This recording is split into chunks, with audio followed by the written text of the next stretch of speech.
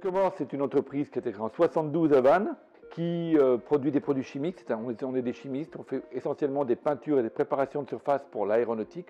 Nos clients, c'est Airbus, c'est Boeing, c'est tous les grands de l'aéro. Et on emploie 250 personnes pour un chiffre d'affaires avant Covid de 70 millions d'euros. Ça a été très compliqué, comme vous l'imaginez, ça a été très compliqué avec l'épidémie. Dès avril, notre marché s'est effondré et on s'est trouvé un marché de substitution pas du tout prévu, la désinfection. On s'est mis à fabriquer des gels hydroalcooliques et des lingettes. Et on annonce aujourd'hui l'acquisition de Salveco, qui est une entreprise dans les Vosges, qui fait de la désinfection végétale et qui va nous permettre de pérenniser cet investissement non prévu. Le plan de relance, c'est bien évidemment des aides ponctuelles qu'on a reçues à l'aide d'un investissement qui vont nous aider à renforcer notre puissance et notre compétitivité sur le site de Vannes et d'Elvin.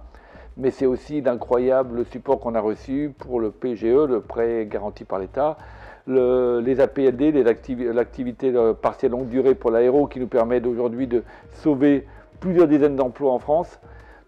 Tous ces supports nous ont permis finalement de limiter l'impact social, de nous préparer au rebond dans l'aéro et de finalement nous préparer une diversification qui va nous permettre de mieux résister à cette crise.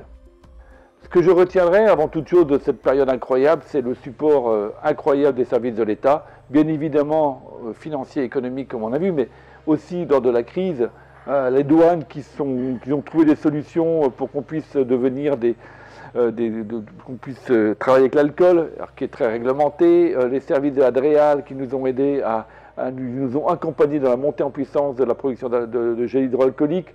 Monsieur le préfet qui était disponible par SMS, je n'ai jamais autant texté avec un préfet que pendant la crise, et qui nous trouvait des solutions à chaque fois que c'était nécessaire.